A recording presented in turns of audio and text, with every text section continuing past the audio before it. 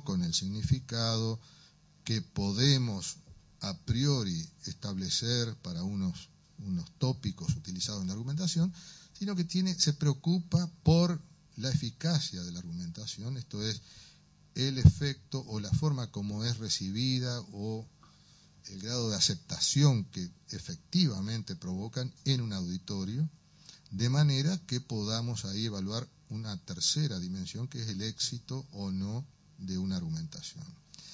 Esto es lo que él llama también, en paralelo con la clasificación tradicional en materia lingüística, vendría a ser un abordaje lingüístico, pragmático del lenguaje. En este caso sería del lenguaje en uso discursivo.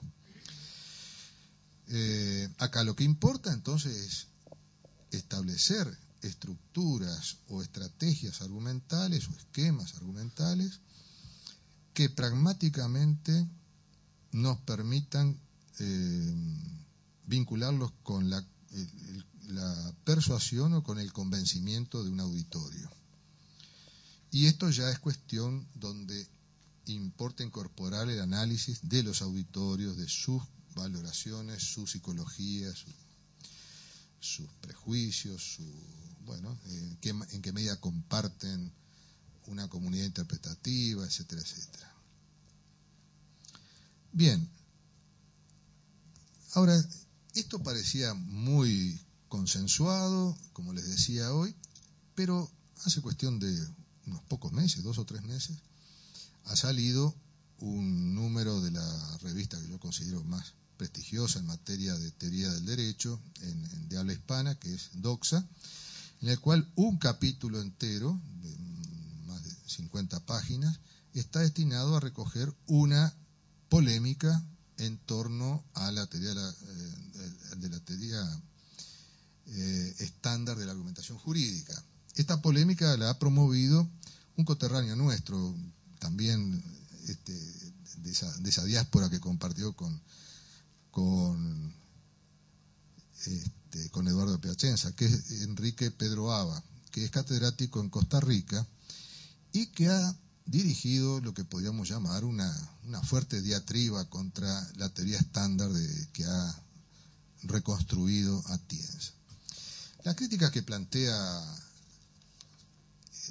Aba son básicamente estas. En primer lugar, dice que la llamada teoría estándar de la argumentación no es una teoría en ningún sentido porque no da cuenta de ningún fenómeno de la realidad. Esto es, no es descriptiva de ninguna prácticas, porque todas estas teorías efectivamente no tienen ninguna pretensión de mostrar cómo se debate o cómo se argumenta en las prácticas de los operadores del derecho.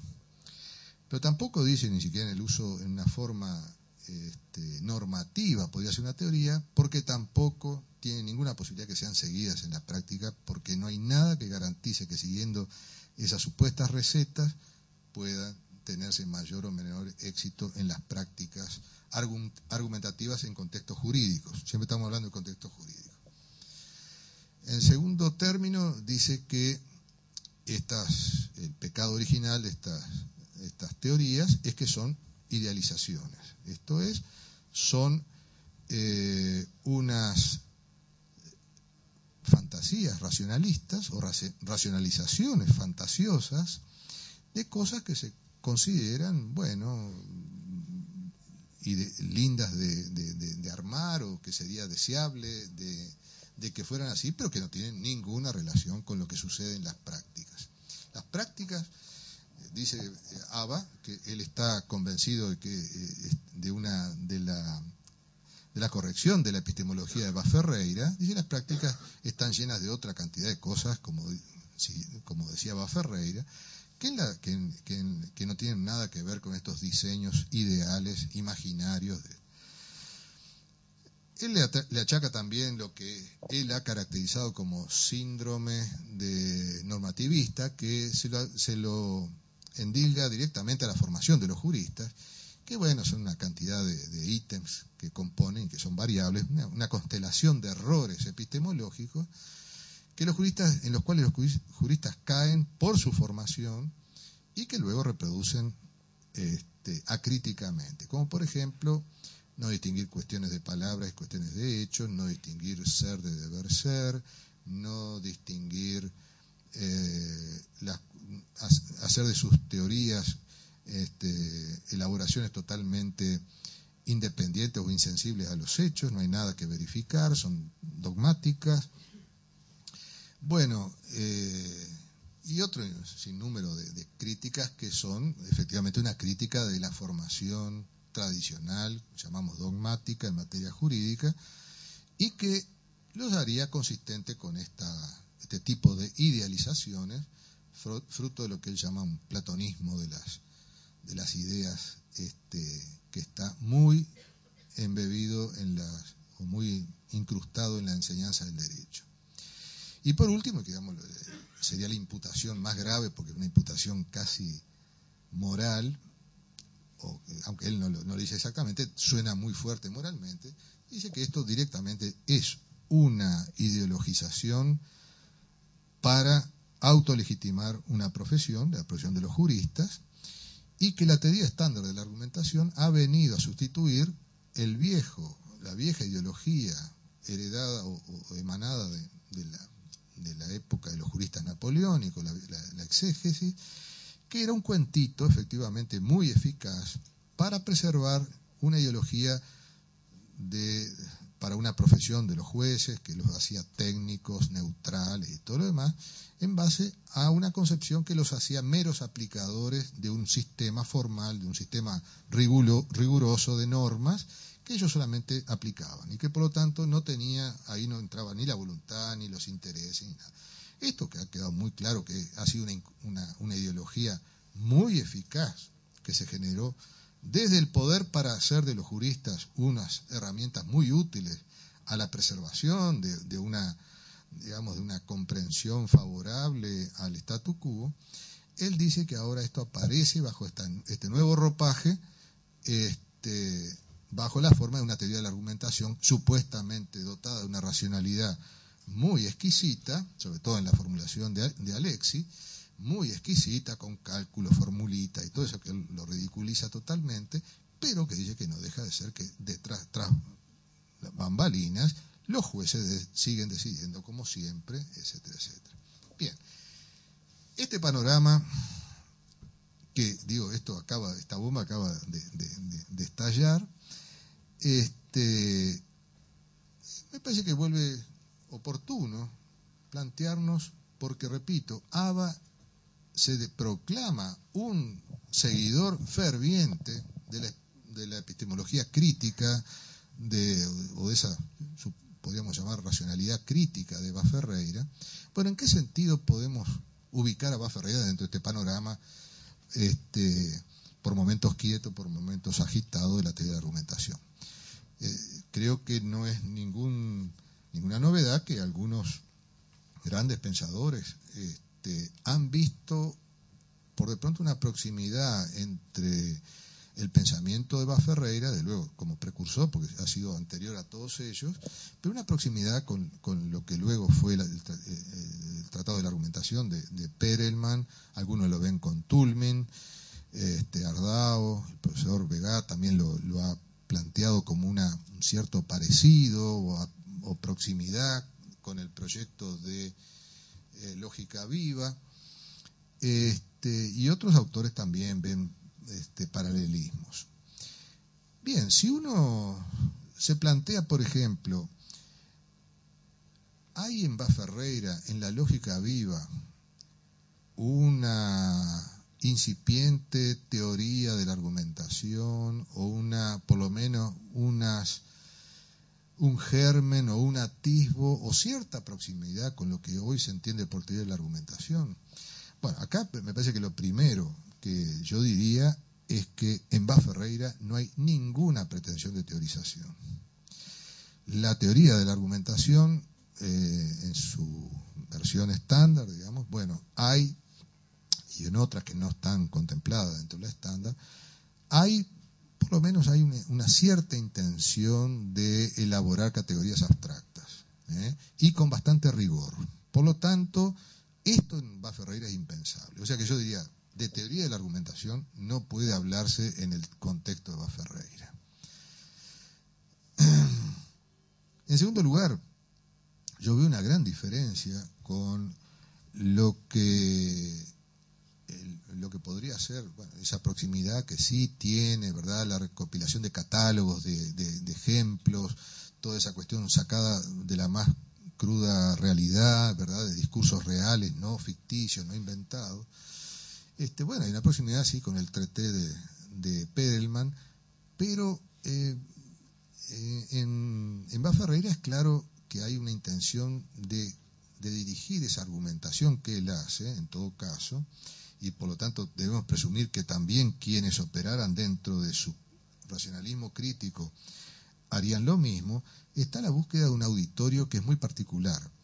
Es un auditorio que él llama de maneras valorativas, que son nunca muy explicadas, son hombres de pensamiento y acción, espíritus comprensivos, sinceros, humanos, espíritus sinceros y comprensivos. Bueno, y toda una cantidad de nombres que ha creado Bá Ferreira para designar lo que sería su auditorio universal o su auditorio, que yo diría un auditorio más bien moral, al cual él dirige su interés. Esto no tiene nada que ver con Perelman tampoco, ni diría yo, salvo, pero no tiene nada que ver en lo formal, la pretensión de una corrección moral como la de Alexis podría tener un interés, pero es muy distante el tipo de hacer ética en uno y en otro, me parece que son muy distantes. En tercer lugar, señalo una diferencia abismal también. Bá Ferreira parte para elaborar estas ideas de 1910 sobre lógica viva, parte de lo que algunos llaman una lógica civil, una lógica de las discusiones cotidianas, públicas de la gente, y no tiene casi nada, aunque usa algunos ejemplos del contexto jurídico, aunque él era abogado y todo, pero es un abogado que ha demostrado no haber entendido nunca el significado de la abogacía. Nunca entendió, y él mismo se ve que sufre, porque los relatos que él hace, es que ha padecido enormemente su condición de abogado. Y desde luego le fue horrible, perdía todos los juicios, ¿verdad? Era una cosa que estaba en el lugar equivocado, ¿eh? Él era mucho más efectivo pensando las cuestiones fuera de eso. Pero entonces, la conexión entre la argumentación con el contexto institucional evidentemente no puede funcionar en Bá Ferreira porque ni se lo plantea. Él no se plantea esta cuestión de que tanto el abogado como el juez, cuando deben argumentar, están acusados por unos plazos. Y están acusados por la necesidad de tomar una decisión, porque eso es lo valioso que provee el sistema jurídico. Decisiones las mejores que podemos adoptar en un plazo determinado. Porque lo peor que le puede pasar a una sociedad es que tenga cuentas pendientes permanentemente, sin plazo. Y esto es pertinente para el sistema moral, para el mundo moral, pero no lo es para el sistema jurídico, que se basa justamente en la seguridad de proveer decisiones. Y entonces, si debemos proveer decisiones, pues que lo sean en el marco de la mejor argumentación que podamos hacer en 15 días, en 20 días, y un juez que tiene, no sé, 500, 600 sentencias para dictar por año, bueno, calculemos lo que le puede destinar de reflexión moral para decidir un caso. Esto no funciona. Bá Ferreira ni se plantea este problema. Bien, hay aportes. Yo diría que hay aportes, sí, interesantes. Las categorías que él introdujo son avanzadas, sin duda, esas categorías analíticas, cuestiones de hechos, cuestiones de palabras. El riesgo de pensar por sistemas como un obstáculo epistemológico, desde luego, son cuestiones pertinentes, pero no para la argumentación jurídica.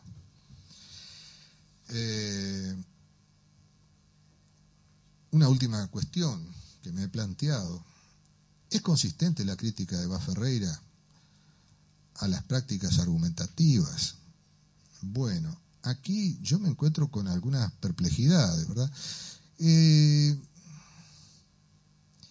primer lugar, yo no encuentro una justificación suficiente de por qué hemos vuelto a mezclar, en realidad en la época de Bá Ferreira no se había salido totalmente de esto, creo que por el 900 recién lo estaba haciendo Husserl, a la distinción entre lógica y psicología, era algo que hasta entonces estaba bastante mezclado.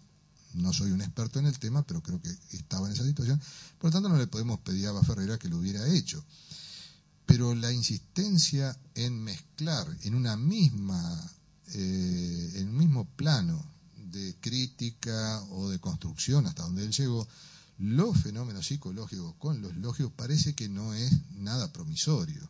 Estas cuestiones deben ser separadas, distinguidas, y si bien podemos conjeturar hipótesis que vinculen ambas esferas, que se hace, hay muchos sociólogos que hoy pueden elaborar algunas categorías que vinculen ambas esferas. Creo que de todas maneras se puede hacer, pero manteniendo la distinción de las mismas. No es mezclándolas e indiferenciándolas como hace Baferreira. En segundo lugar, hay una diferencia muy importante, y es que toda la reflexión de Bass está orientada a una finalidad moral. Y una finalidad moral básicamente preocupada por el auditorio. Mientras que en Perelman, si bien el auditorio es objeto de teorización, su preocupación en ningún momento está situada en qué debe hacer el auditorio para prevenirse de argumentaciones erísticas o manipulatorias o lo que fuera. Todo lo que Perelman elaboró, pocas abstracciones, son totalmente adiáforas en ese sentido, y lo que pretende es mostrar las técnicas de la argumentación. Por lo tanto, cualquiera las podría usar bien o mal. Y Baferreira tiene una frase que es notable, dice: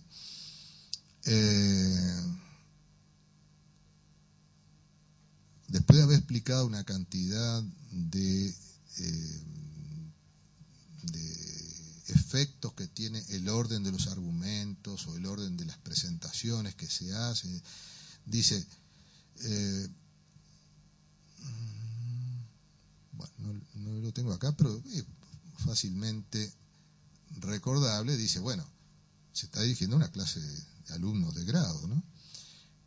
Y dice, bueno, desde luego, a usted no se les ocurre usar esto para el mal, ¿verdad? Porque era fácilmente nuestra capacidad, la capacidad de nuestra razón de instrumentalizar todo. Si escuchamos que es mejor presentar primero los argumentos débiles, después presentar los fuertes, o hacer esto o lo otro, es muy fácil darlo vuelta y decir, bueno, cuando quiera convencer a alguien lo que hago es esto. Dijo, cuidado con utilizar esto mal. Con lo cual, está claro que toda la reflexión de Baferreira no tiene ni sombra de una preocupación técnica, ni teórica ni técnica en la argumentación, por lo menos lo que él dice. Y da la impresión de que tampoco él lo usó conscientemente, porque, repito, sus argumentos más bien son frustraciones. Él cuenta varias frustraciones que tuvo cuando argumentaba, por no tomar en cuenta, por ser, como él decía, demasiado franco o demasiado sincero, cosa que, a contrario sensu, no se puede ser en las prácticas argumentativas del derecho, ¿verdad? Esto es una idealización insostenible. Y él advierte a sus alumnos, no vayan a tomar esto técnicamente. ¿Por qué? Porque toda su elaboración está destinada a generar los cuidados que nos permitan mantener ese estado de equilibrio tan baferreiriano, donde podemos finalmente tomar intuitivamente, o esa intuición moral, tomar la mejor decisión. Pero para eso no hay ningún sistema, solamente preservarnos de caer en esas tentaciones. Pero no hay ninguna regla, porque él no cree en ningún sistema. Y esto también marca la última cosa que quería decir. Esta finalidad moral creo que también nos aleja de casi todas las elaboraciones de la teoría de la argumentación, que si bien trata en el contexto de justificación de mostrar la mejor argumentación, la mejor justificación completa de una argumentación, de una decisión, en algunos casos como el de Alexis, no van por el lado que plantea Baferreira, que pretende llegar a tiene esa finalidad moralista, pero desde un punto de vista totalmente asistemático y fruto de la intuición. Bueno, lo dejo por aquí, les agradezco mucho la atención.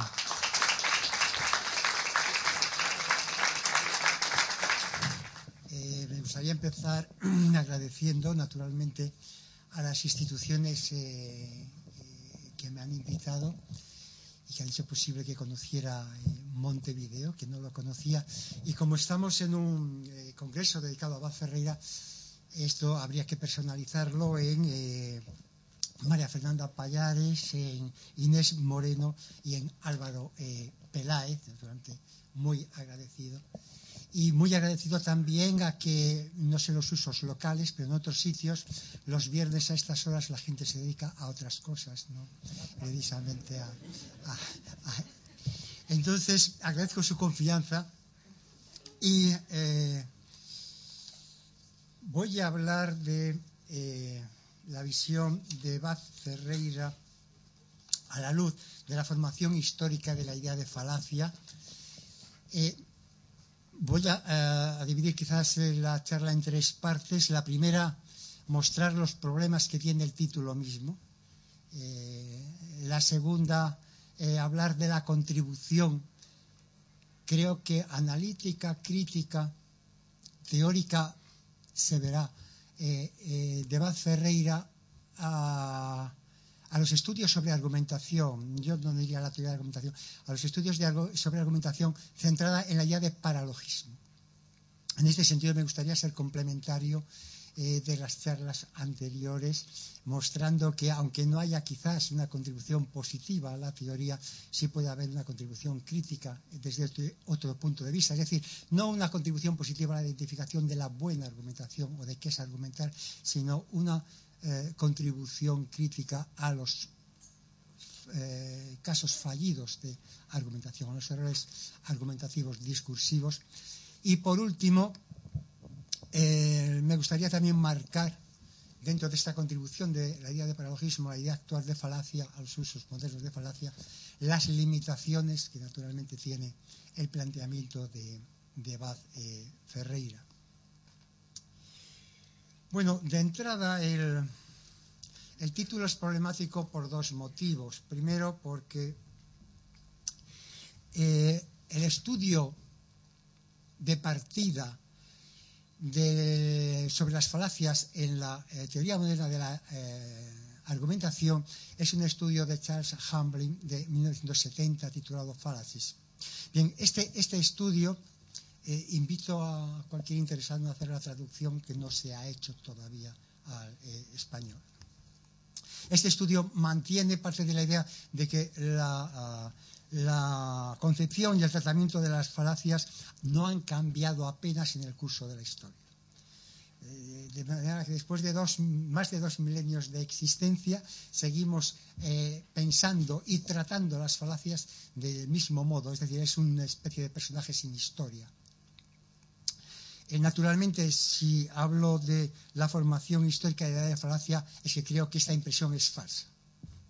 Es decir, está sesgada y es falsa, y bueno, luego puedo dar algún indicio, alguna muestra de por qué es falsa esta idea de que la idea de falacia se ha mantenido exactamente igual a lo largo de la historia. Y la segunda cuestión problemática es la visión de Abad Ferreira a la luz de la formación.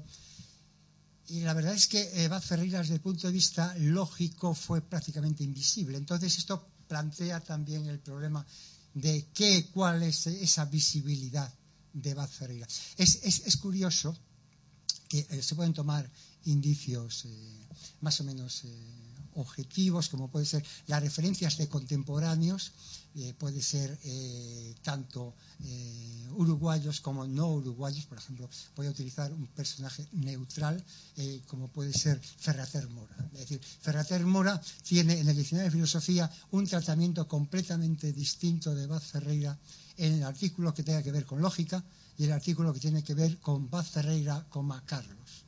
Es decir, una cosa es la influencia intelectual, biográfica intelectual, que puede tener Abad Ferreira, y otra cosa es su papel como lógico. Su papel como lógico no figura en absoluto. Es más, realmente lo único en un trabajo de Ferrater sobre la lógica, ¿qué es la lógica? Solo menciona a Abad Ferreira en esta frase: Vaz Ferreira es igual al más conocido filósofo uruguayo. Es decir, solo sirve como ejemplo de un enunciado de identidad, pero no sirve para más. Bien, esto plantea un problema de por qué es invisible, por qué también su obra careció de repercusión y de eco. Es más, la lógica viva se tomó como un libro curioso, más que como un libro académico. Hay incluso críticos, bueno, son críticos escolásticos, que dicen, me han encargado la crítica de lógica viva. Pero bueno, es un libro. Es decir, ¿cómo puedo hacer una recensión de...?